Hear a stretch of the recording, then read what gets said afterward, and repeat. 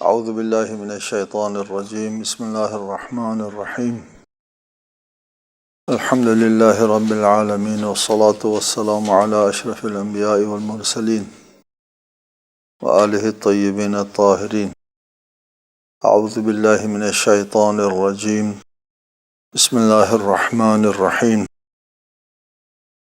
یا ایہا الذین آمنوا قاتلوا الذین یلونکم من الکفار وَلِيَجِدُوا فِيكُمْ غِلْظَةً وَاعْلَمُوا أَنَّ اللَّهَ مَعَ الْمُتَّقِينَ۔ سورہ توبہ آیت 123۔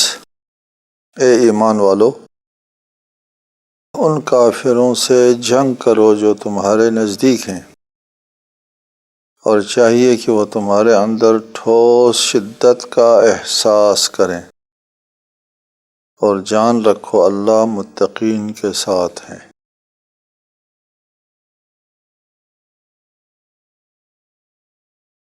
اس آیت کا حکم ایک دفاعی مسئلے کے ساتھ ہے اور اسلامی سرحدوں کی حفاظت کے ساتھ مربوط،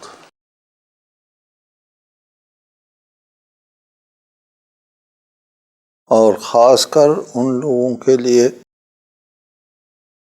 جو سرحدی علاقوں میں رہتے ہیں۔ اسلام میں چونکہ اسلامی سرحدوں کا تحفظ ہر اس شخص کے اوپر واجب ہے جس کے لیے یہ تحفظ ممکن ہے۔ سرحدی علاقوں کا تحفظ سرحدی علاقوں کے لوگوں کے لیے ممکن ہے، کیونکہ اسلامی ریاست میں پیشہ ور فوج تو نہیں ہوا کرتے تھے۔ اسلامی ریاست میں ہر شخص جو لڑ سکتا ہے وہ اسلامی فوج افواج کا ممبر ہے۔ اس وجہ سے سرحدی علاقوں کا تحفظ سرحد کے رہنے والوں کے اوپر واجب ہے۔ اس آیت میں فرمایا قاتل الذین یلونکم من الکفار، جو کفار تمہارے نزدیک ہے ان کے ساتھ مقاتلہ کرو، یعنی جب وہ حملہ آور ہوتے ہیں اور سرحدیں جو ہے وہ عدم تحفظ کا شکار ہو جاتی ہیں، اس وقت کی بات ہے۔ یہ بات پہلے بھی بیان ہو گئی قراراً کہ اسلام نے کبھی بھی ابتدائی طور پر جنگ کسی کے ساتھ نہیں لڑی۔ اسلامی جنگیں تمام دفاعی جنگیں تھیں۔ اسلامی جنگیں ان لوگوں کے خلاف تھی جو اسلامی دعوت کے سامنے طاقت استعمال کرتے تھے۔ اسلام کے خلاف طاقت استعمال کرنے والوں کے خلاف طاقت کا استعمال جہاد ہے۔ جہاد ابتدائی نہیں ہے، جہاد دفاعی ہے۔ یلونکم من الکفار، جو کفار تمہارے نزدیک ہیں ان کے ساتھ مقاتلہ کرو۔ کفار کی دو قسمیں ہیں، ایک کافر ذمی ہے اور ایک کافر حربی ہے۔ کافر ذمی وہ ہے جو اسلام اور مسلمانوں کے ساتھ یا اسلامی ریاست کے تحت رہ رہے ہیں اور اسلامی قانون کو قبول کرتے ہیں اور امن و آشتی کے ساتھ رہتے ہیں، خواہ وہ اسلامی ریاست کے اندر ہو یا اسلامی ریاست کے سرحدوں کے ساتھ متصل ہو، وہ امن و آشتی کے ساتھ ہے تو پھر قتال لڑائی کا کوئی مسئلہ پیش نہیں آتا۔ اگر وہ کافر حربی ہے، یہاں حتماً کفار سے مراد کافر حربی ہے، وہ کافر سرحدوں کے رہنے والے کافر جو تمہارے اسلامی سرحدوں کو ان سے عدم تحفظ کا خطرہ ہے، قاتل قتال کرو، لڑائی کرو، اپنے سرحدوں کی حفاظت کرو۔ آگے ایک حکم ہے وَلْيَجِدُوا فِيكُمْ غِلْظَةً، اور کفار کے اندر یہ احساس ہونا چاہیے کہ تم مسلمان کسی مسئلے میں سودا بازی کرنے والے نہیں ہیں، غلظہ اپنے موقف پہ شدت کے ساتھ قائم۔ ان کو یہ احساس ہونا چاہیے کہ تمہارا موقف بہت مضبوط ہے، ان کو یہ احساس ہونا چاہیے کہ تمہارے اندر کسی قسم کی کمزوری نہیں ہے۔ وَلْيَجِدُوا فِيكُمْ غِلْظَةً، غلظہ شدت کو کہتے ہیں۔ اس کا مطلب یہ نہیں کہ اسلام شدت پسندی کا درس دیتا ہے۔ وَلْيَجِدُوا فِيكُمْ غِلْظَةً، ان کافروں کے مقابلے میں تم شدت پسندی کے ساتھ پیش آؤ کا مطلب یہ نہیں ہے کہ ان کے ساتھ زیادتی کرو، ان کے اوپر ناروا ظلم کرو۔ جس طرح آج کل شدت پسندی کی تعریف یہ ہے کہ ناجائز قسم کے مظالم کرنا۔ شدت پسندی کا مطلب یہ ہے کہ کسی قسم کی کمزوری محسوس نہ ہونے دو۔ ظاہر ہے ہر دشمن اپنے مد مقابل کی کمزوری تلاش کرتا ہے۔ جہاں اور جس جگہ کوئی کمزوری نظر آئے تو وہ اسی راستے سے رخنہ ڈالنے کی کوشش کرتے ہیں۔ سرحدی علاقوں کے رہنے والوں کے لیے خصوصی طور پر یہ حکم ہے کہ تمہارے اندر دشمن کے ساتھ مقابلہ کرنے میں، اسلامی سرحدوں کے تحفظ میں کسی قسم کی کمزوری نہیں ہونا چاہیے، بلکہ وَلْيَجِدُوا، کافروں کو یہ احساس ہونا چاہیے کہ تمہارے اندر ایک مضبوط موقف ہے، ایک ٹھوس موقف ہے جس کے بارے میں سودا بازی ممکن نہیں ہے۔ اگر دشمن کو اس غلظت کا احساس نہ ہو تو اس کا مطلب کیا ہے؟ کمزوری ہے۔ اگر دشمن کو کسی قسم کی کمزوری کا احساس ہو تو وہ اس کمزوری کو استعمال میں لے آتا ہے اور پھر اسلامی سرحدیں عدم تحفظ کے شکار ہو جاتی ہیں۔ آج کل اپنے موقف میں ثابت قدم نہ ہونے کی وجہ سے عالم اسلام جو ہے وہ گوناگون مشکلات کا شکار ہے، اور مختلف کمزوریاں دشمن کے سامنے، بلکہ دشمن ہماری کمزوریوں کو خود ہم سے بہتر جانتا ہے، اور وہ انہی کمزوریوں کے راستے سے ہمارے اندر رخنہ ڈالتے ہیں اور ہم کو عدم تحفظ کا شکار کرتے ہیں اسی غلظت کے نہ ہونے کی وجہ سے۔ اشداء علی الکفار رحماء بینہم، کفار سے مراد وہی کافر حربی ہے۔ کافر حربی کے سامنے شدید موقف رکھنا چاہیے، مضبوط موقف رکھنا چاہیے، کوئی کمزوری نہیں ہونا چاہیے۔ اب ہمارا یہ ہے کہ ہم کفار کے ساتھ امن و آشتی کے ساتھ پیش آتے ہیں، آپس میں لڑ رہے ہوتے ہیں بدقسمتی سے۔ وَاعْلَمُوا أَنَّ اللَّهَ مَعَ الْمُتَّقِينَ، یہاں بھی تقویٰ کی سفارش ہے۔ اس جگہ تقویٰ کے بارے میں ہمیشہ کہا کرتا ہوں، تقویٰ وقایہ سے ہے، بچاؤ کا کہتے ہیں۔ متقین کا ترجمہ ہے بچانے والے، جس کا ترجمہ کرتے ہیں پرہیزگار، پرہیز کرنے والے، یعنی جو چیز خطرے کی ہوتی ہے ان سے اپنے آپ کو بچانے اور ان سے پرہیز کرنے والے کو متقی کہتے ہیں۔ وقایہ سے بچاؤ کرنے والے۔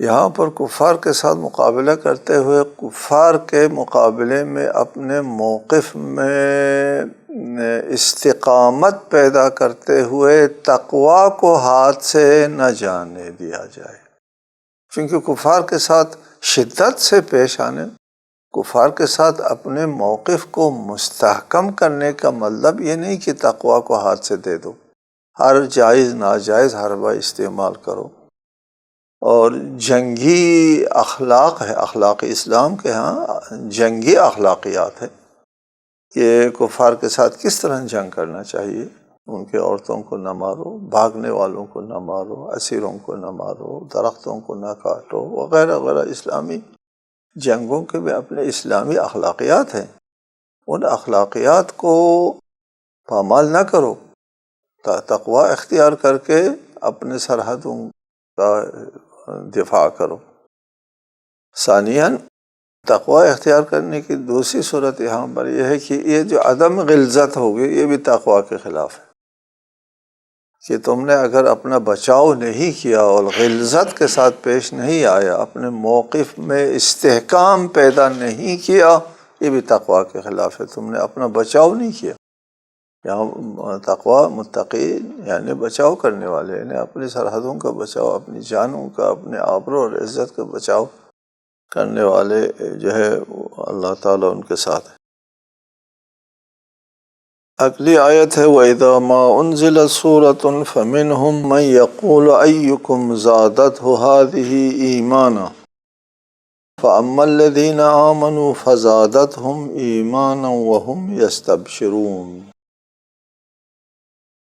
جب کوئی آیت نازل ہوتی ہے یا کوئی سورہ نازل ہوتا ہے تو ان منافقین میں سے کچھ ایسے ہیں جو کہتے ہیں کہ اس صورت نے تم میں سے کس کے ایمان میں اضافہ کیا ہے؟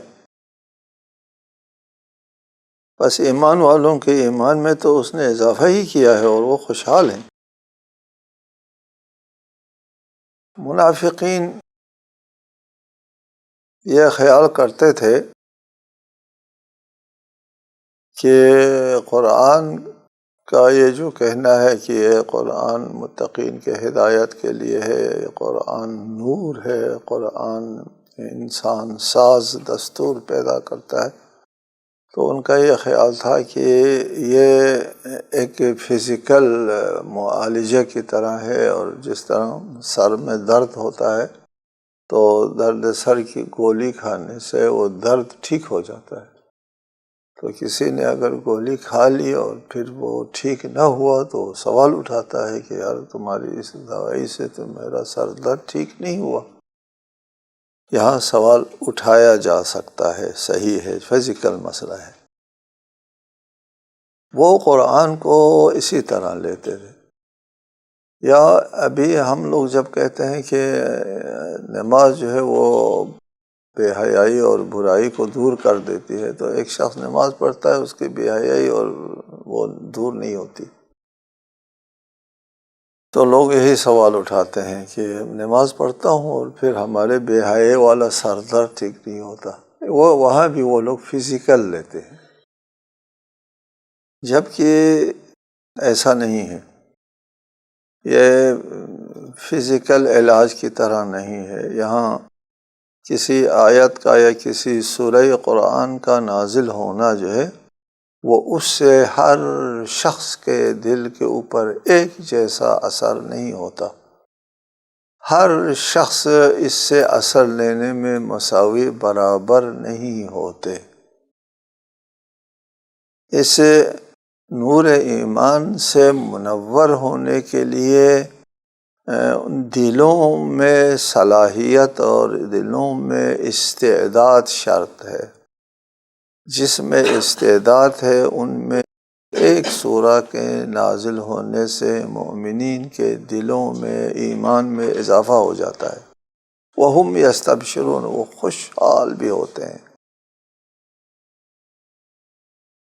اس ایمان میں اضافہ ہونے سے، ان کے یقین میں اضافہ ہونے سے کہ کوئی بھی سورہ نازل ہوتا ہے تو وہ نیا حکم، نئی خبر، نیا دستور، نیا نظام، نئی حکمت عملی، نیا قانون لے کر کے آتا ہے، اور مومنین ان کو دیکھ کر کے ان کا دل باغ باغ ہو جاتا ہے، خوشحال ہو جاتے ہیں اور ان کے ایمان میں اضافہ ہو جاتا ہے۔ جبکہ منافقین کا دل چونکہ بیمار ہے، اس میں جب انسان کا نظام سسٹم خراب ہو، بیمار ہو، تو اس میں بہترین غذا بھی ہضم نہیں ہوتی اور جسم کے لیے مفید نہیں ہوتی، الٹی ہو جاتی ہے۔ جتنا غذا کھاؤ اتنا ہی اس کی صحت خراب ہو جاتی ہے، جبکہ صحت مند کے لیے بہترین غذا ملنے سے اس کی صحت بحال ہو جاتی ہے۔ دوسری مثال ہے کہ بارش جو ہے، بارش کا پانی اگر زرخیز اور بہتر زمین کے اوپر پانی گرتا ہے تو وہ زرخیزی میں اضافہ ہو جاتا ہے۔ اگر کسی شورزار زمین کے اوپر بارش کا پانی برستا ہے تو اس کی شورزاری میں اضافہ ہو جاتا ہے۔ اسی طرح جن دلوں میں استعداد نہیں ہے قبول ایمان کے لیے، اصلاً صلاحیت نہیں ہے، آمادگی نہیں ہے، ارادہ و عزم نہیں ہے، وہ ضد کے اس کے اوپر کھڑا ہے وہ منافق، وہ جب دیکھتا ہے کہ اس سورہ کے نازل ہونے سے میرے ایمان میں اضافہ کیا، میرے شک میں اضافہ ہو گیا۔ پہلے میں تھوڑا شک کرتا تھا، اب اس سورہ کے نازل ہونے سے میرا شک زیادہ بڑھ گیا۔ کیوں زیادہ بڑھ گیا؟ اس لیے کہ اس سورہ کے نازل ہوتے ہی میرے ایمان میں میرے اندر ایمان آنا چاہیے تھا، جیسا کہ مسلمانوں کا دعویٰ ہے، جیسا کہ خود قرآن کا دعویٰ ہے کہ اس سے ایمان میں اضافہ ہوتا ہے۔ میرے دل میں کوئی اضافہ کیا، اصلاً سرے سے ایمان آتا ہی نہیں، بس یہ قرآن درست نہیں ہے۔ دیکھو ان کے شک میں اضافہ ہو گیا۔ کوئی اور سورہ نازل ہوتا ہے تو کہتے ہیں دیکھا اس سورہ کے نازل ہونے سے میرے دل میں کوئی ذرہ برابر ایمان نہیں آیا، بس پتہ چلا کہ اس سورہ سے کوئی ایمان نہیں آتا، جھوٹ بولتے ہیں۔ ان کے نفاق میں، ان کے کفر میں اور اضافہ ہو گیا۔ تیسرا چوتھا سورہ نازل ہوتا ہے پھر ان کو اور اضافہ ہوتا ہے، جبکہ مومن کے دلوں میں ایمان میں اضافہ ہوتا جاتا ہے۔ وہ دوسروں کو اپنے اوپر قیاس کرتے ہیں اور اس کو فزیکل علاج کی طرح لیتے ہیں، جبکہ ایسا نہیں ہے۔ قرآن مجید میں ایک اور آیت ہے، وَنُنَزِّلُ مِنَ الْقُرْآنِ مَا هُوَ شِفَاءٌ وَرَحْمَةٌ لِّلْمُؤْمِنِينَ وَلَا يَزِيدُ الظَّالِمِينَ إِلَّا خَسَارًا۔ قرآن مومنین کے لیے شفا و رحمت ہے اور ظالمین کے لیے خسارہ ہے۔ یہ ایک وہی قرآن مومن کے لیے شفا و رحمت، اور وہی قرآن جو ہے وہ ظالموں کے لیے خسارے میں اضافہ کرنے کا سبب بن جاتا ہے۔ یہ اس لیے ہے کہ استعداد میں، قابلیت میں فرق ہے، آمادگی میں فرق ہے۔ ایک شخص ضد کے اوپر کھڑا ہے اور اس نے پہلے سے یہ ارادہ اور فیصلہ کر رکھا ہے میں نے ماننا ہی نہیں، اس کے دل میں کوئی ایمان کا اضافہ نہیں ہوگا، بلکہ اس کے شک میں اضافہ ہوتا رہے گا۔ وَأَمَّا الَّذِينَ فِي قُلُوبِهِم مَّرَضٌ فَزَادَتْهُمْ رِجْسًا إِلَىٰ رِجْسِهِمْ وَمَاتُوا وَهُمْ كَافِرُونَ، اور البتہ جن کے دلوں میں بیماری ہے ان کی نجاست پر اس نے مزید نجاست کا اضافہ کیا ہے، اور وہ مرتے دم تک کفر پر ڈٹے رہے۔ یہی ہے کہ جن کے دلوں میں بیماری ہے، بیمار دل والے، جن کا نظام اور جسم کا سسٹم درست نہیں ہے، اس کے اندر جانے والی چیز جو ہے وہ اس میں فائدہ پیدا کرنے کی جگہ خرابی پیدا کرے گی۔ لہٰذا بیمار دل لوگوں کے اوپر جو ہے وہ قرآن آیات کا اثر نہیں ہوتا، اور کوئی سورہ نازل ہوتا ہے تو ان کے اندر ایمان میں اضافہ کیا، سرے سے ایمان داخل ہی نہیں ہوتا۔ اس کی وجہ جو ہے وہ ان کے دل کی بیماری ہے۔ قرآن کے اصطلاح میں دل، قلب استعمال ہوتا ہے اس مرکزی قوت کے لیے جو تمام انسان کے اندر موجود قوتوں کا مرکز ہے۔ مرکزی قوت کے لیے دل استعمال ہوتا ہے۔ عقل بھی اس قوت کا مال ہے، ہوش و حواس بھی اس قوت کا مال ہے، فکر بھی اس قوت کا مال ہے۔ اس مرکزی نقطے کو عقل کہتا ہے قرآن۔ فی قلوبہم مرض، یعنی عقل اس مرکزی قوت اور طاقت کا نام ہے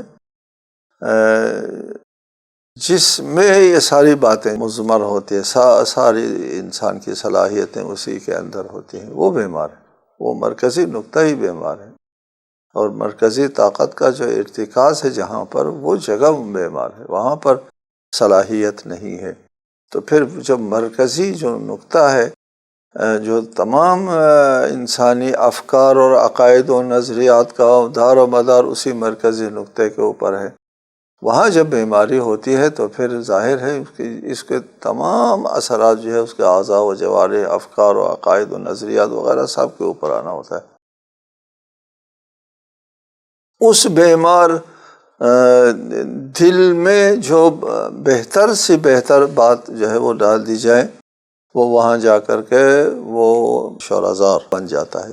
فزادتہم رجسا الی رجسہم، ان کے پاس پہلے سے خباثت موجود ہے، اور اس آیت کے نازل ہونے سے، اس صورت کے نازل ہونے سے ان کی خباثت میں اضافہ ہو جاتا ہے، وہ مزید اسلام کے خلاف سوچنے لگتے ہیں، مزید ان کی دشمنی میں اضافہ ہوتا ہے، ان کے انکار میں اضافہ ہوتا ہے۔ اولا یرون انہم یفتنون فی کل عام مرۃ او مرتین ثم لا یتوبون ولا هم یذکرون، کیا یہ لوگ نہیں دیکھتے کہ انہیں ہر سال ایک یا دو مرتبہ آزمائش میں ڈالا جاتا ہے، پھر نہ تو وہ توبہ کرتے ہیں اور نہ ہی عبرت حاصل کرتے ہیں۔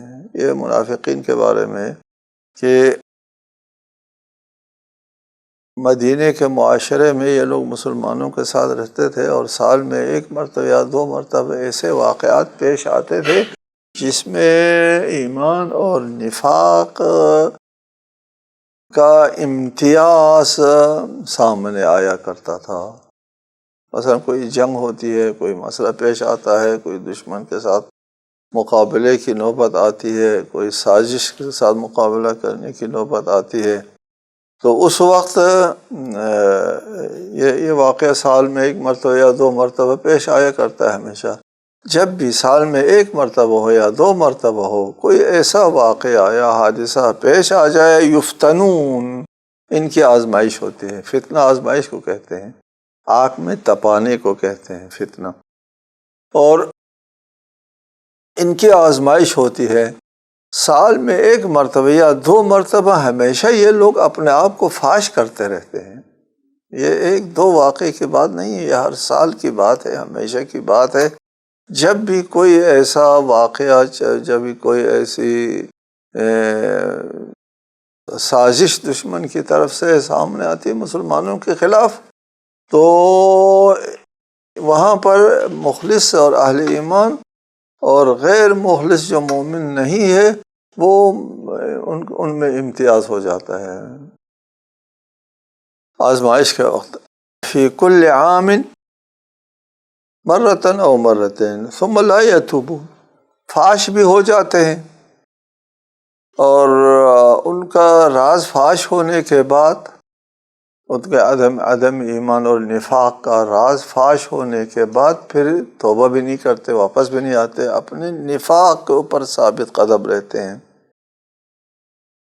وَلَا هُمْ يَذَّكَّرُونَ، عبرت حاصل کرتے ہیں کہ ہمارا راز فاش ہو گیا، ضمیر فاش ہو گئی، اور ہم پہچانے گئے، ہمارے عدم ایمان یہاں معاشرے میں ظاہر ہو گیا، آئندہ ہم ایسا نہیں کریں گے، نہیں ہوتا۔ آئندہ بھی جب کوئی ایسا واقعہ پیش آتا ہے وہاں بھی یہ لوگ فاش ہو جاتے ہیں۔ وَإِذَا مَا أُنزِلَتْ سُورَةٌ نَظَرَ بَعْضُهُمْ إِلَى بَعْضٍ هَلْ يَرَاكُمْ مِنْ أَحَدٍ ثم انصرفوا صرف اللہ قلوبہم بأنہم قوم لا یفقہون، اور جب کوئی صورت نازل ہوتی ہے تو وہ ایک دوسرے کی طرف دیکھتے ہیں کہ کوئی تمہیں دیکھ تو نہیں رہا، پھر نکل کر بھاگتے ہیں۔ اللہ نے ان کے دلوں کو پھیر رکھا ہے کیونکہ یہ ناسمجھ لوگ ہیں۔ وہی ہے کہ کوئی بھی صورت نازل ہوتی ہے تو وہ آپس میں اس کے خلاف باتیں کرتے ہیں، اور پھر ادھر ادھر دیکھتے ہیں، دائیں بائیں دیکھتے ہیں، کوئی ہمیں دیکھ تو نہیں رہا تھا۔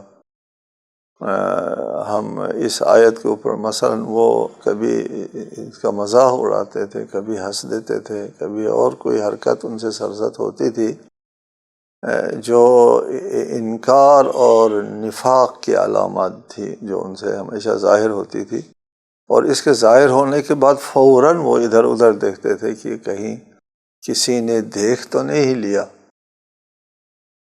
وہ اس ہمیشہ خطرے میں ہوتے ہیں، یحسبون کل صیحۃ علیہم، وہ ہر آواز کو اپنے خلاف سمجھتے ہیں، وہ ہر جنبش کو اپنے خلاف سمجھتے ہیں، چونکہ اندر سے وہ لوگ خائن ہے، اندر سے کفر ان کے اندر موجود ہے، نفاق ہے، اور ہمیشہ یہ کھٹکا لگا رہتا ہے کہیں یہ نفاق فاش نہ ہو جائے، کہیں ہماری حرکتیں جو ہے وہ واضح نہ ہو جائے مسلمانوں میں، اس خوف میں رہتے ہیں۔ یہی اس آیت میں اس بات کی طرف اشارہ ہے، وہ ایک دوسرے کی طرف دیکھتے ہیں کہ کوئی تمہیں دیکھ تو نہیں رہا، پھر وہاں سے ثم انصرفوا، ادھر وہاں سے وہ بھاگ نکلتے ہیں۔ صرف اللہ قلوبہم، اللہ ان کے دلوں کو پھیر رکھا ہے، تو وہاں سے وہ فوراً نکل جاتے ہیں، وہ اپنی حرکتوں سے باز نہیں آ سکتے، اور اس سے بچنے کے لیے کہ کہیں فاش نہ ہو وہ وہاں سے نکل جاتے ہیں۔ جہاں مجلس ہوتی ہے، جہاں قرآن کی تلاوت ہوتی ہے، جہاں سورہ قرآن جو ہے وہ پڑھ کر کے سنایا جاتا ہے، اور ان محافل سے، ان مجالس سے یہ لوگ بھاگ جاتے ہیں۔ وآخر دعوانا الحمد للہ رب العالمین۔